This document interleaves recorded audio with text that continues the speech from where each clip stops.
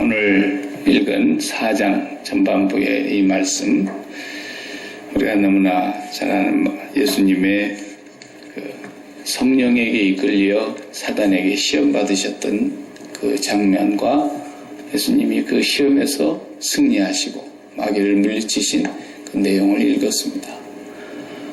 이 내용을 우리가 중심으로 해서 생명다원주의 심판.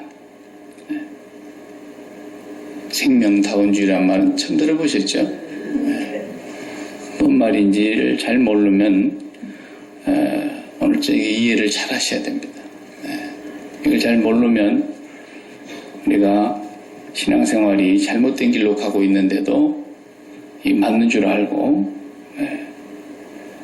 이것이 너무너무 교회를 좀먹고 있고 교회를 썩게 만들고 있고 기독교를 기독교가 안 되게 만드는 가장 무서운, 가장 사탄이 제1의 공격으로 들어오는 게 생명다원주의입니다.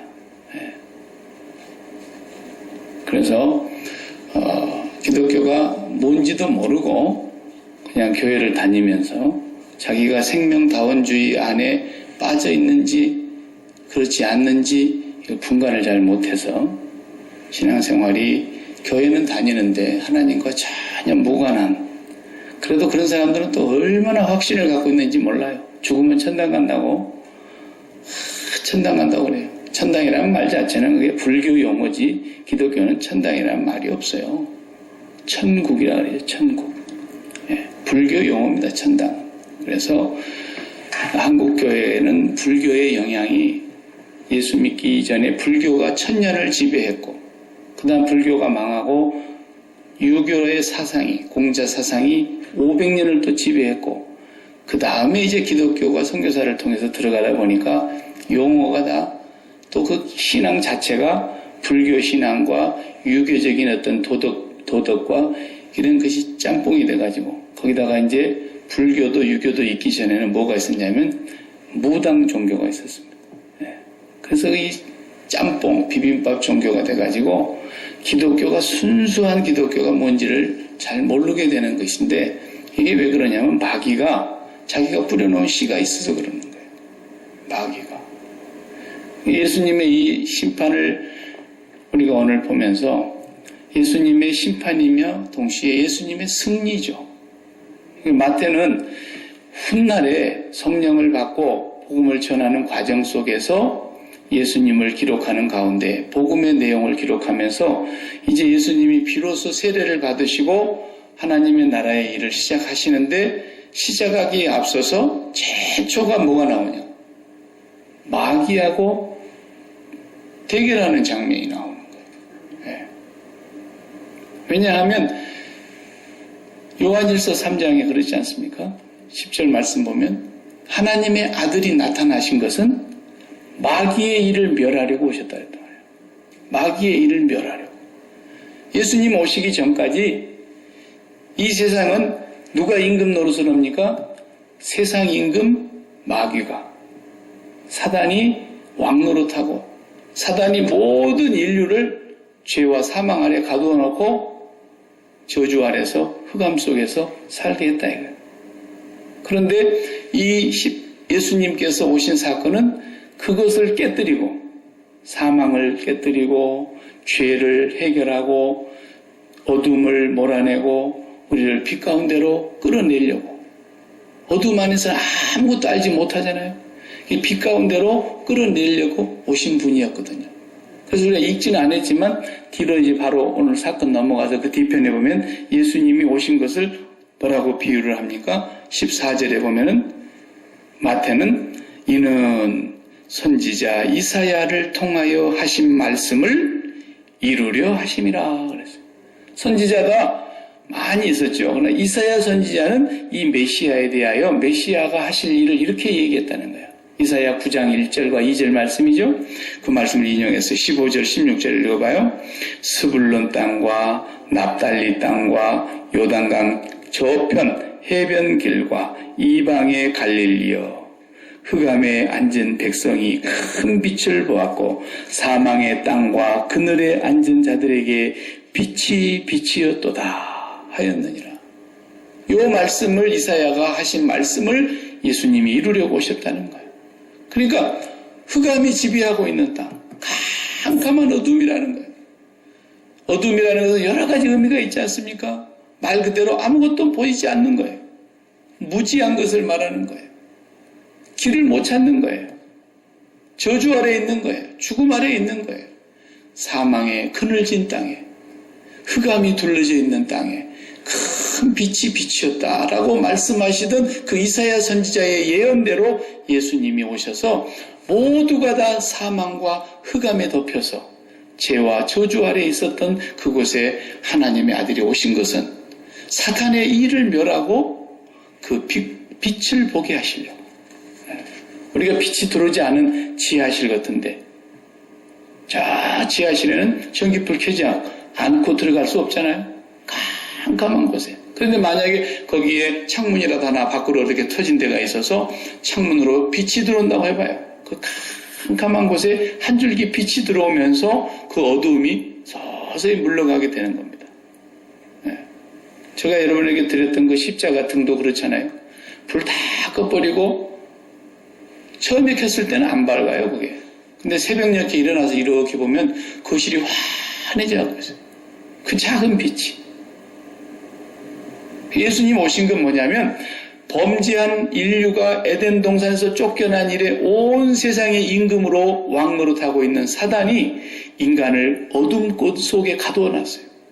그리고 죄와 사망 밖에는 갈 길이 없는 그런 백성이 되어 있었는데 사망의 그늘에 앉아 그 찬양을 부르잖아요. 죽어가는 나의 백성들 절망과 굶주림에 갇힌 저들을 희망이 없어요.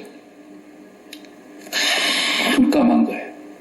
그런데 한 줄기의 빛이 세상을 찾아오셨다는 거예요. 그 참 빛이 바로 예수 그리스도라고 요한은 소개했죠.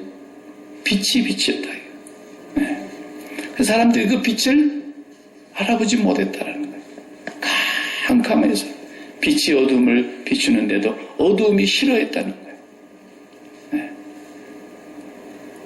오늘날 교회가 빛에 노출되어 있는지 아직도 깜깜한 어둠인지 이것을 알 수 있는 길은 생명다원주의가 뭔가를 알면 예수님이 오셔서 최초로 사탄과 정면으로 대결을 하시는데 사탄을 딱 제압하시는 거예요. 그리고 사탄이 쫓겨가는 거예요. 그리고 이제까지 덮여 있었던 그 깜깜한 곳에 마치 구멍을 뻥 뚫어가지고 햇볕이 쫙 비치고 들어올 수 있는 그 구멍을 내신 것이 바로 이제 예수님께서 이 어둠의 세상에 참 빛을 비추시려고 빛으로 오셨다 해요. 내가 세상의 빛이니 요한복음 8장 12절에 보면 내가 세상의 빛이니 나를 따르는 자는 어두움에 다니지 아니하고 그랬다. 그 빛이 이제 비친 거예요. 마치 말이죠. 큰 댐에 우리 어린 시절에 도덕책에 그런 거 나왔잖아요. 댐에 구멍이 나가지고 물이 촤촤촤촤촤 흐르는데 그걸 발견해가지고 막아야 되는데 그걸 못 막으면 결국은 댐이 그 큰 댐이 뚝이 터지고 맙니다. 구멍 하나가 촤촤촤촤 물이 새는 것 같은데도 끝까지 그러다가 거기에 댐을 무너뜨려요. 예수님께서 오신 사건이 바로 그런 사건이에요. 사단, 이 세상의 임금이 쫓겨났다 그랬잖아요.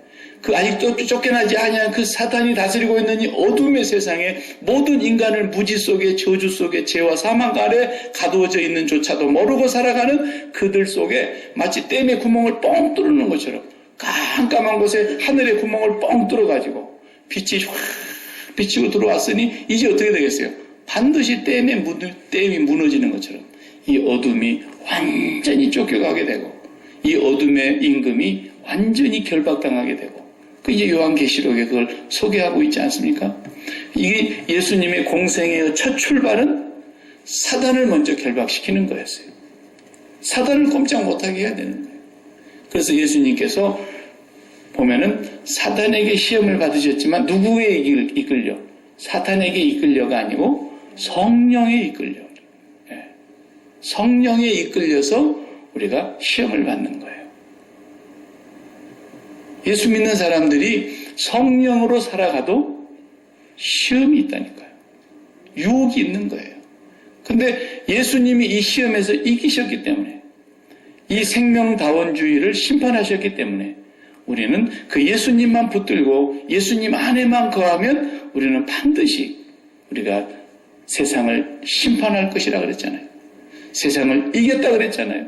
내가 세상을 이겼노라. 너희들도 담대하라.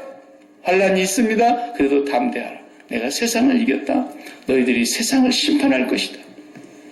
예수님 안에 있으면 그렇게 된다는 거예요. 종교다원주의라는 말은 많이 들어본 말이에요.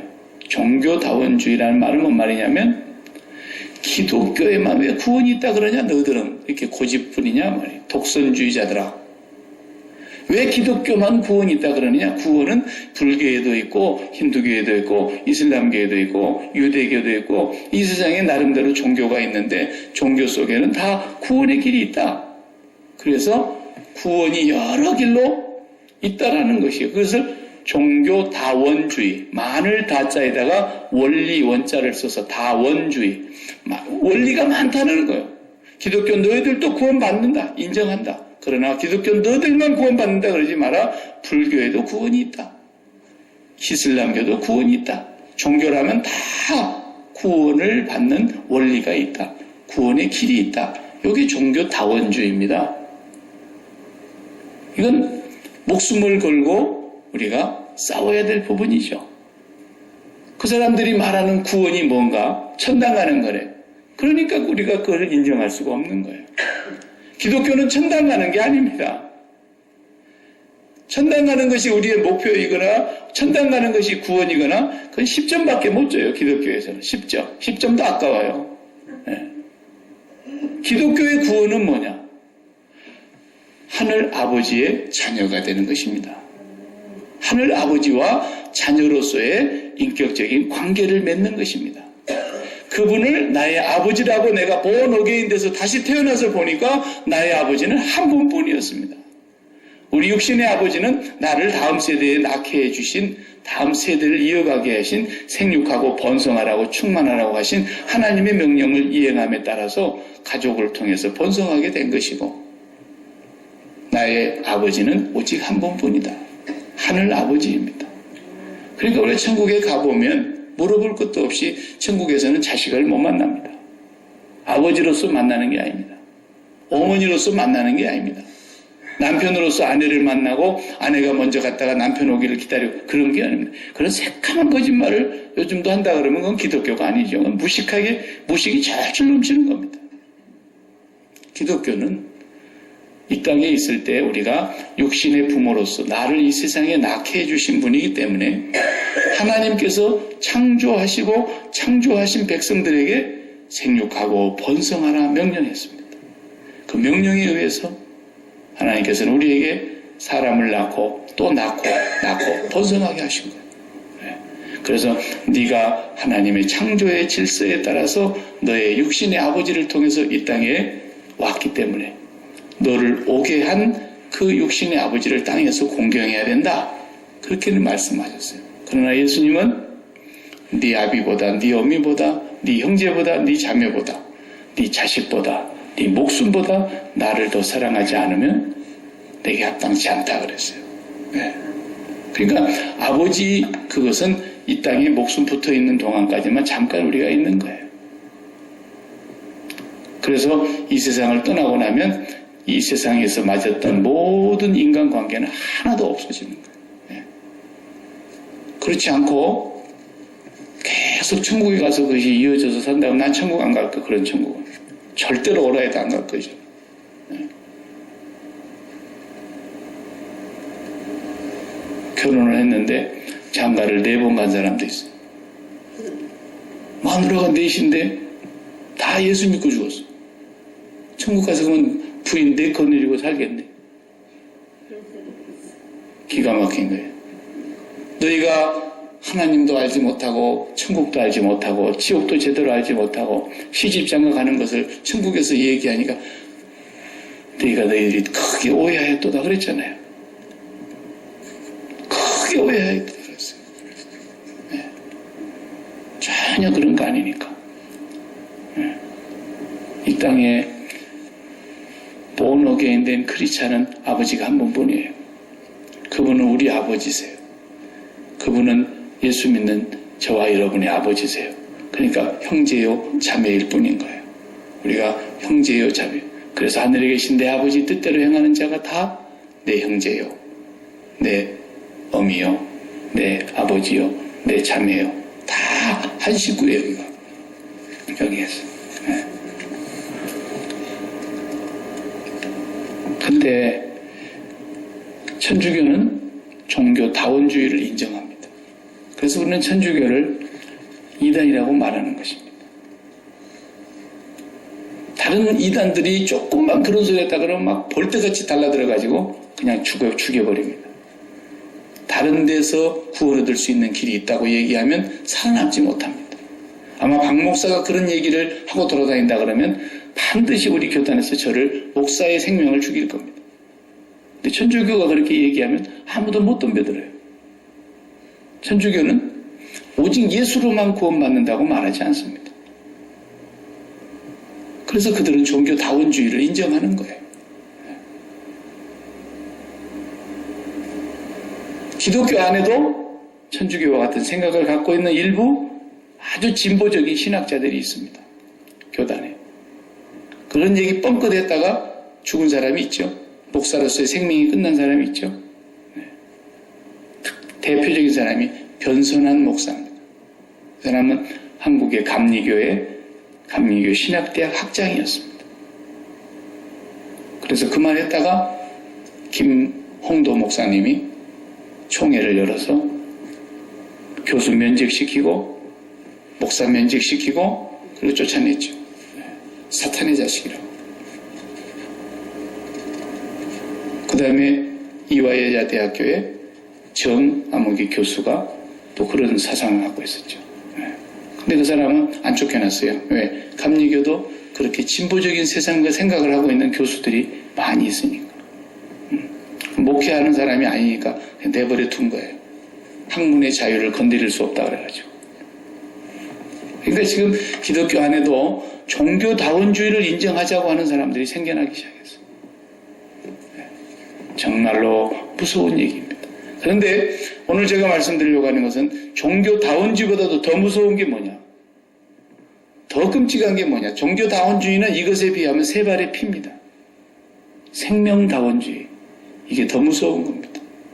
종교다원주의를 절대로 배격해야 된다. 오직 기독교에만 천하인간에게 구원을 얻을 만한 다른 이름을 하나님이 우리에게 주신 적이 없다. 예수 이름 외에는. 이렇게 믿는 것이 종교 유일, 기독교 유일 신앙이라는 거죠. 왜? 구원이라는 건 하나님 아버지 하늘에 계신 그분과 우리가 자녀의 관계를 맺는 것인데 그분과 자녀의 관계를 맺으려면 예수 밖에는 안 되니까. 예수 외에는 그분의 자녀가 될 수가 없으니까 아무리 주지 스님을 평생 했어도 그리고 돌을 닦았어도 예수 믿지 않으면 하나님의 자녀는 될 수 없다. 왜? 구원은 하나님의 자녀가 되는 것이니까. 하나님의 자녀이니까 나중에 아버지 집으로 자연히 가는 거예요. 거기가 어디예요? 눈에 보이지 않는 천국이다 이 말이에요. 천국. 예수 믿고 천당 갑시다. 옛날에 왜 그렇게 전도했겠어요? 불교의 영향이 우리나라에 너무 많았기 때문에 뭐 천국을 복잡하게 설명하기가 그래서 예수 천당 그랬던 거예요. 그냥. 그러나 정확한 구원은 하나님이 나의 아버지가 되고 내가 그분의 자녀가 되는 거예요. 그러니까 자녀들이 아버지 집에 당연히 가는 거죠. 천당 가려고 예수 믿는 게 아니고 아버지의 자녀 되기 위해서 예수 믿는 거예요. 그리고 아버지의 자녀가 되어서 인간적인 관계, 인격적인 관계, 하나님과 나와의 관계가 계속 유지되어 가야 되는 거예요. 그래 생명다원주의는 뭐냐? 그럼 생명이라는 걸 알아야 되겠죠. 생명. 종교다원주의, 종교의 모든 종교에는 다 원리가 있으니까 너희들만 구원받는다 그러지 마라. 우리도 구원받는다. 이렇게 얘기하는 것인데 그 종교다원주의는 우리는 목숨을 걸고 지켰어요. 그런데 못 지킨 게 뭐가 있냐? 생명다원주의를 못 지켰다 이 말이에요. 교회가. 그러니까 교회가 예수를 믿는다고 그렇게 소리를 치는데도 교회가 힘이 없어지는 거예요. 교회가 점점 없어지는 거예요. 교회가 문을 닫기 시작한 거예요. 복음이 전파되질 않는 거예요. 왜 그러냐? 생명다원주의에 먹혀서 그러는 거예요. 그래서 그 생명이 뭐냐라는 거예요. 생명. 생명은 육체의 생명이 아닙니다. 우리가 이 육체의 생명은 숨을 쉬고 그 다음에 밥을 먹고 물을 마셔야 됩니다. 그렇지 않으면 우리의 육체가 유지가 안 돼요. 죽어요. 그죠? 그런데 육체의 생명이 아니라 여기서 말씀하는 생명은 마음이라는 것을 말한 겁니다. 마음이라는 것. 그러니까 육체도 숨을 쉬고 육체도 먹을 것을 먹고 그렇게 하는 것처럼 우리의 마음도 숨을 쉬고 마음도 어떻게 합니까? 뭔가 먹어야 삽니다. 마음에도 위라는 것이 있어요. 위라는 것이. 뭘 먹어야 되는 거예요. 그런데 숨 쉬고 있는 사람들도 가끔 그런 소리 하잖아요. 아이고 숨통 막혀 그래요. 그 사람 지금 숨 못 쉬어서 그런 소리 하는 거 아니잖아요. 너무 뭔가 기가 막힌 일을 당하고 나니까 숨 쉴 여지가 없이 숨이 탁 막힌다는 거예요. 숨 쉬고 있으면서도 그 소리 하고 있어요. 마음에 숨이 막혔다는 거예요. 배불리를 잘 먹고 끼니를 잘 먹었을 텐데도 뭐라 그래요? 정말 살맛이 안 나네요. 잘 먹여놨는데도 살맛이 안 나요. 살 의욕이 없어요. 또 먹을 맛도 별로 안 나요. 왜? 살아야 될 이유를 모르니까. 살아야 될 목적이 없어지니까. 왜 사는지를 모르니까 재미가 없어요, 인생이. 그래서 이 마음에도 위라는 것이 있는데 거기서 뭔가 먹는 게 있어야 돼요. 거기에 뭔가 채워져야 되는 거예요. 그걸 채우기 위해서 열심히 마음이 생각하고 말하고 행동하고 그러는 거예요.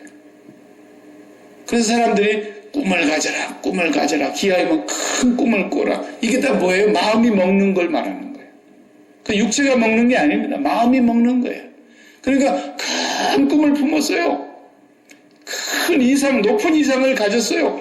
마음이 지금 그것을 그려놨어요. 아직 먹지는 못했어요. 근데 마음에다가 먼저 담아놨어요. 갑돌이가 갑순이가 좋아. 아직은 결혼을 못했어요. 사랑 고백도 안 됐어요. 근데 마음속에다 담아놓을 수는 있잖아요. 상대방한테 안 들키고.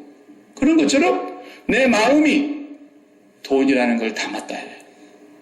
내 마음이 권력이라는 걸 담은 사람, 내 마음이 1등이라는 걸 담은 사람이 있고, 내 마음이 성공 출세를 담는 사람이 있고, 내 마음이 건강 장수를 담는 사람이 있고, 내 마음이 세상의 쾌락이나 이런 걸 담는 사람이 있고, 담는 건 저마다 달라요. 어떤 사람 양식 좋아하고 어떤 사람 일식 좋아하고 그러듯이 이놈의 마음은 천가지 만가지 입맛대로 담는 거예요. 좋다고 생긴 건 다 담고 싶은 거예요. 그리고 담아놓고 나서 그 다음에 뭐가 나옵니까? 이걸 어떻게 내 호주머니까지 쏙 들어오게 만드냐는 거예요. 이게 어떻게 내 걸 만드느냐는 거예요. 권력이 그렇게 좋아서 나도 한번 그쪽에 힘을 써봐야 되겠는데 이것이 정말 나의 손으로 딱 쥐어질 때까지 어떻게 할 것이냐 생각합니다. 그리고 말을 합니다. 그리고 행동이 실천 강령으로 옮기는 거예요. 그러니까 거기다 대고 네가 반드시 그렇게 될 줄로 믿고 거울을 보면서 너가 매일 아침마다 큰 소리를 외쳐라. 너는 대통령이 될 거야. 너는 훌륭한 사장이 될 거야. 외치고 바라보고 바라봄의 법칙. 그러면서 가르치는 게 뭐예요? 세상의 성공의 원리예요. 그게 뭐예요? 긍정의 힘이고 적극적 사고방식이에요. 이런 게 신앙인 줄 알지만 이건 다 사단이 갖다 준 사고방식이에요. 예수님과 하나님과 아무 상관이 없어요. 사람들이 마음에도 위가 있어서 뭘 담습니다. 근데 뭘 담느냐? 크게 세 가지를 담는 거예요. 성경이 그걸 가르쳐 준 거예요. 예수님이 오늘 3번의 마귀의 시험을 받으시지 않습니까? 첫 번째 시험이 네가 하나님의 아들 아니냐? 여기 가정법이 헬라어의 가정법은 2가지가 있는데 정말 그렇게 안 된 상태를 그렇게 된 것으로 가정하고 하는 가정법이 있고 실제로 사실인 것을 가정으로 표현하는 방식이 있는데 이건 2번째 방식이에요. 예수님이 하나님의 아들이라는 걸 마귀가 알아요.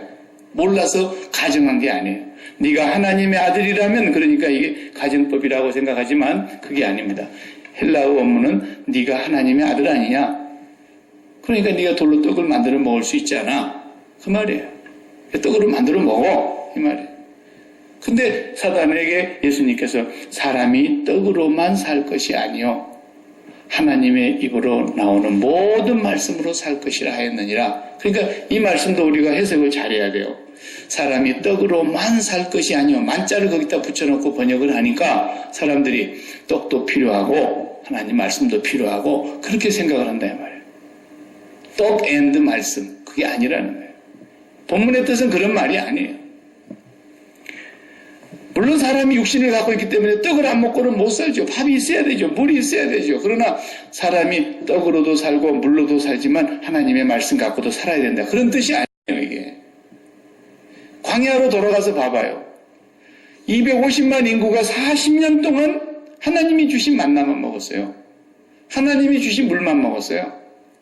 그러니까 그 얘기가 무슨 얘기냐면, 얘들아, 신명기 8장의 그 말씀을 그대로 예수님이 인용해서 지금 하신 말씀인데, 만나 먹고 물 먹고 한 얘기인데, 사람이 떡으로만 살 것이 아니요 하나님의 입으로 나오는 모든 말씀으로 살리라 하셨느니라 라는 그 뜻은 250만 명이 40년 동안 광야에서 하나님이 하라는 대로만 하는데 한 사람도 굶어 죽은 사람 없었지 않냐, 그 말이에요.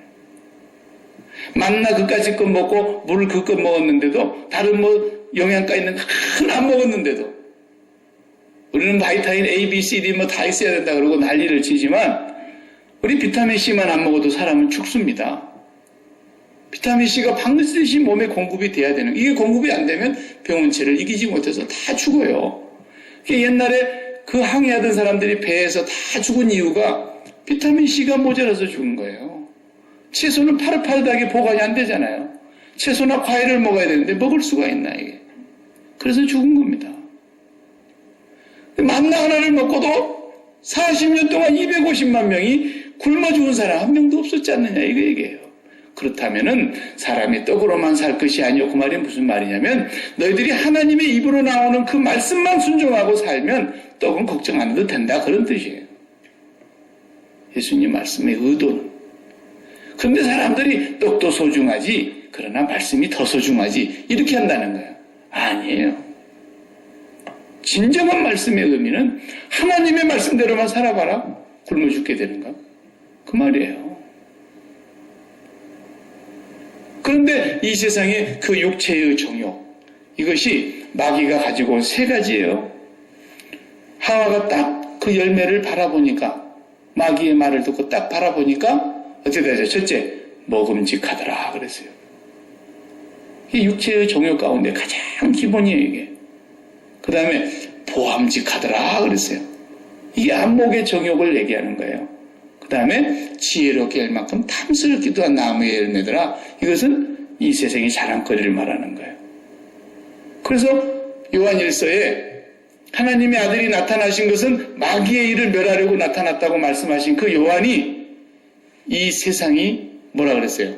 세상에 있는 것이 세 가지라 했잖아요. 육체의 정욕과 안목의 정욕과 이생의 자랑이니 다 아버지께로부터 쫓아 나온 것이 아니요 세상으로부터 온, 세상 임금으로부터 온 거라는 거예요. 육체의 정욕과 안목의 정욕과 이생의 자랑, 먹음직하고 보암직하고 지혜롭게 할 만큼 탐스럽기도 한 나무의 열매. 그런데 이놈의 마귀가 그대로 예수님에 가서 똑같이 같은 얘기를 하는 거예요. 먹음직스러운 그 얘기를 또 하는 거예요. 돌로 떡을 만들어 먹어. 네 하나님 아들이잖아. 그럼 네 하나님의 아들이잖아. 두 번째, 높은 곳으로 올려다 놓고 뛰어내려봐, 성전 꼭대기에서. 그러면 하나님께서 너를 천사들을 보내갖고 발을 딱 받들어서 돌이 발에 부딪히지 않게 하지 않겠느냐. 그러니까 주 너의 하나님을 시험치 말라 그랬어요. 시험치 말라. 수많은 예수 믿는 사람들이 하나님 시험합니다. 하나님 시험해요. 어디서 시험했습니까? 광야에서 어떻게 시험했습니까? 물이 없습니다. 그러니까 대번에 뭐라 그러니까 하나님이 우리 가운데 계시는 거야, 뭐 한 거야, 이랬어요. 그래 하나님을 시험하다가 전부 다 얼마나 많이 죽임을 당했습니까? 저들이 하나님을 시험하는 것처럼 우리는 시험하지 말자 그랬어요. 예수 믿는 사람 가운데도 어려운 일이 많이 있어요. 자녀에게 어려움이 있고, 경제에 어려움이 있고, 자기 몸에 어려움이 있고, 환경에 어려움이 있고, 수많은 어려움이 있기 마련이에요. 예수 믿는다고 해서 그런 어려움이 없습니까? 다 있어요. 그 중에 그렇게 살아도 하나님이 정말 날 사랑하신 거 맞아? 이게 시험이라는 거예요. 정말 하나님 살아계실까? 이게 시험이라니까요. 그리고 세상의 만국의 영광을 보여주면서 나한테 절하면 내가 이걸 다 줄게. 그랬어요. 이 생의 자랑거리를 다 보여줬어요. 그런데 주 너의 하나님만을 경배하고 섬기라 하였느니라 하면서 마귀를 물리치십니다. 그러니까 사단의 공격을 예수님께서 완전히 제압하시고 심판하시고 승리하신 것을 말하는 거예요. 네. 그러면 이 세 가지가 뭐길래? 육신의 정욕과 안목의 정욕과 이생의 자랑거리가, 먹음직하고 보암직하고 지혜롭게 할 만큼 이 탐스럽기도 한 이게 뭐길래? 이것이 지금 이 세상에 생명이 되어 있기 때문에 그래요. 이 세상에 생명이 여기 다 들어있어요. 세상 사람들 한번 볼까요? 세상 사람들 무슨 낙으로 살아요? 먹는 재미로 삽니다. 어떻게 더 잘 먹을 것인가 합니다. 어디 가면 더 신바람 나는 먹을 거 있느냐는 겁니다. 어떻게 하면 내가 충분히 잘 먹을 거고 평생 잘 먹을 수 있도록 모아놓을 거냐는 겁니다. 이게 그들이 마음이 뭔가를 담았어요. 이미 잘 먹을 걸.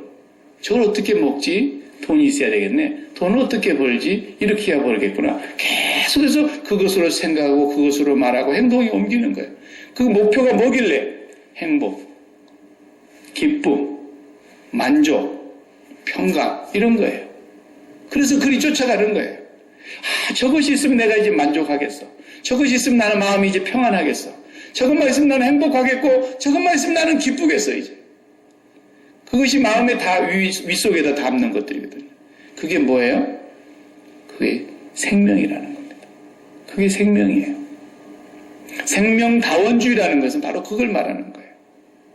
돈도 생명이고 먹는 것도 생명이고 건강도 생명이고 안 꼽는 찐빵이 생명이고 고무줄 없는 팬티에 고무줄이 생명이고 그러듯이 모든 것에 생명이 있다라는 거예요. 그래서 나는 그것만 가지면 정말 이제는 마음이 안심할 수 있고 평안하고 걱정 근심 다 물러가고 만족하고 행복하겠다 이렇게 생각하고 있는 것들을 마음의 위가 다 담았어요. 그래서 그것 때문에 오늘 또 사람들이 살 의욕을 가지고 용기를 가지고 꿈을 가지고 비전을 품고 살아가는 거예요. 네. 이게 생명이라는 겁니다. 그러다가 그 생명이라고 생각했던 그런 것들이 사고가 나봐요. 그 중에 하나 건강이 완전히 무너져 봐요. 뭐라 그래요? 다 잃어버렸네 그래요. 왜? 맞죠? 그 사람들 말이. 건강이 생명이었으니까. 생명을 잃어버렸으면 안 꼽는 찐빵 된 거 아니에요? 돈이 생명인 사람, 돈 잃어버렸으니까 생명을 잃어버린 거예요. 자식 잃어버린 사람, 자식이 생명인 사람은 자식 잃어버리면 사는 의욕을 다 잃어버린 거예요. 연예인 가운데는 인기가 생명이고 그 인기로 인하여서 부도 들어오고 돈도 들어오고 명예도 얻지 않습니까? 그런데 미투에 딱 걸렸다 이거야. 그러니까 명예가 하루아침에 곤두박질 치고 돈줄은 딱 끊겨서 더 이상 TV에 못 나오게 하고 지금까지 쌓아놓은 모든 명예가 한순간에 다 무너지니까 생명을 잃어버린 거예요. 그래서 생명을 잃었으니까 살할 이유가 없잖아요. 살할 이유가 없다고 생각하니까 자살로 마감하는 거예요. 네. 생명이 뭐냐라는 거예요. 생명이. 그런데 기독교는 예수 믿으면 구원받는다고 선포합니다. 어떤 목사가 그렇게 안 하는 목사가 있습니까? 어떤 전도자가 예수 믿으면 구원받는다고 말하지 않는 사람이 있습니까? 그런데 예수를 믿고 예수 믿어야 부자 될 수 있다. 그러면 그게 뭐예요? 종교 유일주의예요. 예수 믿어야만 부자 될 수 있다. 예수 믿어야만 성공할 수 있다. 예수 믿어야만 병 고칠 수 있고 예수 믿어야만 부자 될 수 있고 예수 믿어야만 출세할 수 있다. 그렇게 얘기하면 예수 유일신앙 아닙니까? 예수 유일신앙. 그건 맞는 얘기예요. 그런데 자 목적지가 맞는가 봅시다. 그러면 예수 믿어야만 부자 됩니까? 아니잖아요. 예수 믿어야만 병 고칩니까? 예수 안 믿고 병원에 가도 병 다 고치는데.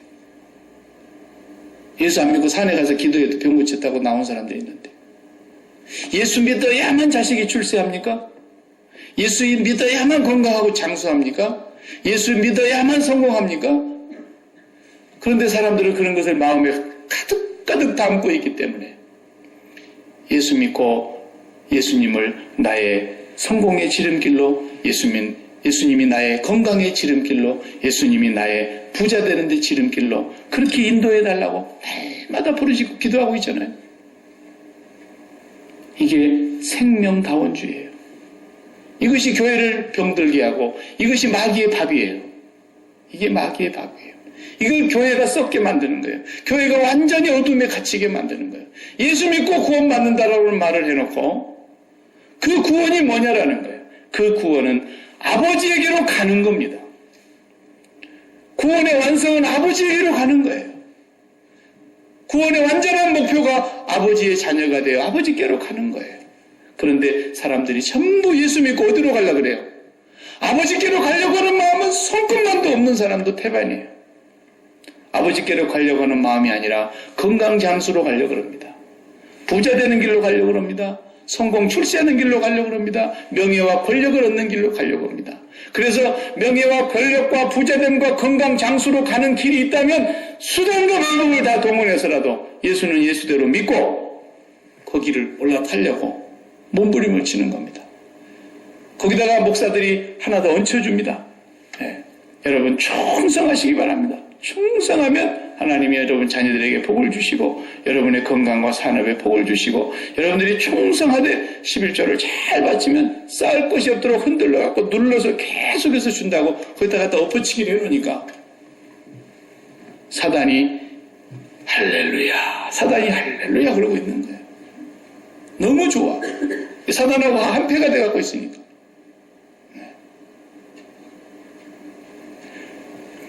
예수로만 구원받습니다라는 이 종교다원주의를 배격하는 예수 믿음으로서만 구원받는 구원 유일신앙 요건 지켰는데 그건 지키는데라고 목숨까지 버리고 지켰는데 뭘 못 지켰냐. 예수 믿고 오늘날 모든 사람들이 이 세상의 성공과 부귀의 영화와 출세와 장수와 건강과 이 모든 세상의 좋은 것으로 마음에 담고 그리 가려고 그래요. 그러니까 이 사람은 구원받은 사람이 아니라는 것이 분명합니다. 그렇기 때문에 세례 요한이 단호하게 외친 거예요. 이 독사의 자식들아, 회개하라.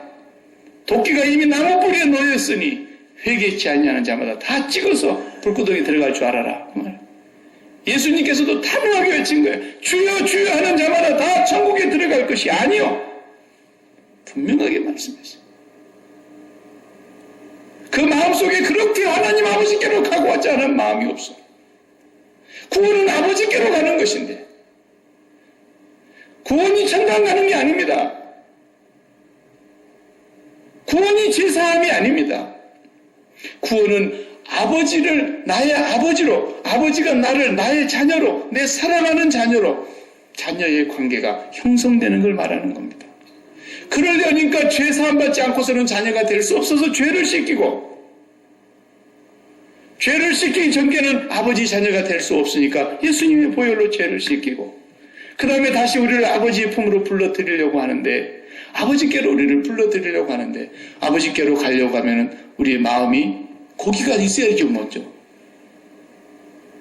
미국 가려고 하는 사람이 마음이 벌써 미국 가 있어야죠. 이민 간다고 결정이 났으면 한국에서 모든 재산을 다 정리하는데 이것은 내가 도무지 아까워서 이민을 못 가겠다고 오지 말아야죠. 그러나 내가 이민 가기로 결정한 이상 모든 걸 다 정리한다. 그리고 마음은 이미 미국 가 있는 거죠. 구원받은 사람은 동일하게 마찬가지입니다. 이 세상에 마음이 있지 않습니다.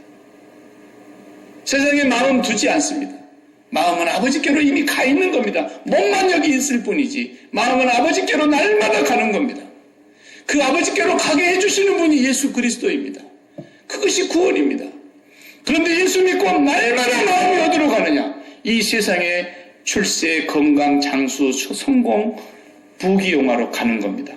그리고 예수를 통해서 그렇게 된다고 외치고 있는 겁니다. 이건 사단의 자식들이 하는 소리입니다. 이것이 생명다원주의입니다. 수많은 사람들이 그것으로 숨을 쉬고 그것을 생명처럼 여기고 있습니다. 그래서 그 문제가 막히면 숨이 턱 막히고 그 문제가 막히면 살아도 못 살겠다 그러고 살아도 사는 것이 아니다 그러고 어떤 사람은 목숨을 끊어버리지 않습니까? 숨통이 너무 막혀서 못 살겠다.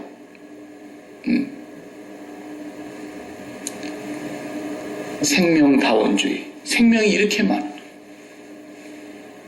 그러나 우리의 생명은 예수님 한 분뿐입니다. 내가 곧 길이요 진리요 생명이니 나로 말미암지 않고는 아버지께로 올 자가 없다 그랬습니다. 오늘도 저와 여러분의 마음을 정직하게 들여다봐봐요. 오늘도 내 마음이 아버지께 가 있는지 아니면 세상에 붙어가지고 세상에 내 마음에 생명처럼 여기고 있는 것들을 담고 있는지 깊이 들여다봐야 돼요. 내가 뭘 생명처럼 여기고 있는가? 내 생명이 정말 뭔가? 길이요 진리요 생명이 뭐냐 나에게? 그분이 예수님이라면 분명히 그 마음은 천국에 가 있어야 됩니다. 천국에 있어요.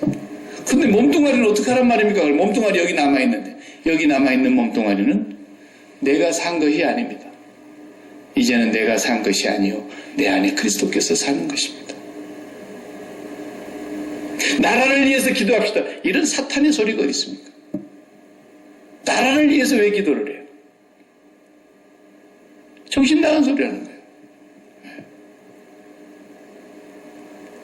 나라는 미국이든 대한민국이든 일본이든 중국이든 북한이든 어떤 나라든 하나님이 없애버릴 수도 있고 높일 수도 있고 쪼개버릴 수도 있고 더 크게 할 수도 있고 하나님께서 흥하게 할 수도 있고 망하게 할 수도 있는 겁니다. 그분이 하시는 겁니다. 우리가 기도해야 되는 건 뭐예요? 하나님 이 나라를 마음속에서 빼내고 하나님만 닮게 해 주시옵소서예요. 십자가 생활화를 기도해야지 나라 사람 웃기고 있는 겁니다. 나라를 사랑하자. 나라를 사랑하자. 나라 사랑하는 사람들 마음속에 하나님 사랑하는 마음이 있으면 한번 얘기해봐요. 정말 하나님을 사랑하면요. 그 민족이 하나님을 사랑하기 위해서 우리가 하나님을 마음에 두지 못했기 때문에 이 나라가 이렇게 되었습니다. 하나님 이 나라를 이 우리 백성을 불쌍히 여겨주세요. 우리가 나라 사랑한다고 몸부림치다가 하나님 사랑하는 거 다 잃어버리고 자식 사랑하는 거 다 몸부림치다가 하나님 사랑하는 거 다 잃어버리고 성공하기 위해서 몸부림치다가 하나님 사랑하는 거 다 잃어버렸고 건강 장수를 위해서 이렇게 쏟아붓고 몸부림치면서 하나님 사랑하는 거 다 잃어버렸고 위의 것을 찾고 위의 것을 사랑하는 마음은 손끝만도 없는데 이 세상을 그토록 사랑하고 이 세상을 생명처럼 여기고 있는 그 사람들이 무슨 나라 사랑을 위해서 기도하냔 말이에요. 그런 사람을 나라 사랑을 위해서 기도한다는 거 다 새까만 거짓말이요. 하나님도 그런 기도는 안 들으십니다. 어떻게 해야 나라 사랑하는 겁니까? 이 나라가 사는 길이 뭡니까? 미국을 우리가 살릴 수 있다고 한다면 미국을 살릴 수 있는 길이 뭐겠습니까? 하나님, 우리가 하나님을 사랑하고 하나님을 경외해야 되는데 이 땅의 백성들이 이렇게 자본이 많아지고 이렇게 자본으로 부강한 나라가 되고 이렇게 자본으로 강대국이 되니까 하나님을 점점 멀리하고 있습니다. 하나님을 멀리하고 나라를 믿고 나라의 힘을 의지하고 있는 이 백성의 죄를 용서하여 주시옵소서. 십자가에서 이 나라를 사랑하고 이 나라를 믿는 이 나라의 권세를 믿고 이 나라의 군사력을 믿고 이 나라의 경제력을 믿는 이 죄를 멸하여 주시옵소서. 이것이 생명인 줄 알고 이걸 붙들고 있는 대통령으로부터 모든 정부 요인들이 다 이 죄를 하느님 앞에 회개하고 하나님만이 우리의 힘이라는 것을 고백하는 나라가 되게 해 주시옵소서. 이렇게 기도해야 하나님 이 나라 살리는 겁니다. 나라를 살려주시옵소서. 나라 살려고 뭐하게? 이런 나라 망하게 해버려야지. 하나님도 모르고 하나님도 대적하고 하나님도 그 우습게 여기는 나라를 어떻게 하나님이 살려요? 그렇기 때문에 우리의 죄를 마음을 찢고 회개하는 것이 나라 사랑하는 겁니다. 우리 자식을 위해서 기도합시다. 여러분 착각 없이면 안 돼요. 자식을 위해서 뭘 기도합니까? 내가 자식을 생명처럼 여기고 내 마음에 품고 있으면서 자식으로 인하여 기뻐하려고, 자식으로 인하여 만족하려고 하고, 자식이 잘못되면 기쁨이 다 도망가고, 자식이 잘못되면 내 삶이 살아도 사는 것 같지 않는 이 죄가 얼마나 생명다원주의 속에 우리가 잠식되어 있다는 걸 알고, 이 자식에 대하여 십자가에 철저하게 죽고 십자가의 생활화가 되기를 기도해야지 하나님이 그 자식을 책임질 거 아닙니까? 뭘 자식 사랑을 위해서 기도합니까? 전부가 다 생명다운주 속에 잡혀 먹고 있는 거지. 자녀를 위해서 기도하려면 자녀를 마음에서 빼내야 됩니다. 그게 자녀를 위한 기도입니다. 아브라함이 정말 이삭을 사랑하는 것이 뭐였습니까? 이삭을 아버지 앞에 갖다 바친 거였습니다. 그랬더니 하나님이 이삭을 살리셨습니다. 아브라함의 마음속에서는 자식을 죽여버렸는데도 하나님은 이삭을 살리셨습니다. 진정으로 이삭을 사랑하는 길은 이삭을 하나님 앞에서 죽이는 겁니다. 그러나 하나님은 이삭을 살리시죠. 진정으로 나라를 사랑하는 길은 우리가 나라 사랑을 우리 마음속에서 뽑아내야 됩니다. 진정으로 자식 사랑하려면 자식 사랑하는 거 마음에서 뽑아내야 됩니다. 진정으로 우리가 하나님 앞에서 돈 문제를 해결받고 싶으면 이 돈에 대해서 죽어야 됩니다. 확실히 죽어야 됩니다. 이런 것이 생명다원주의에서 우리가 빠져나오는 거예요. 아시겠어요? 네. 생명다원주의.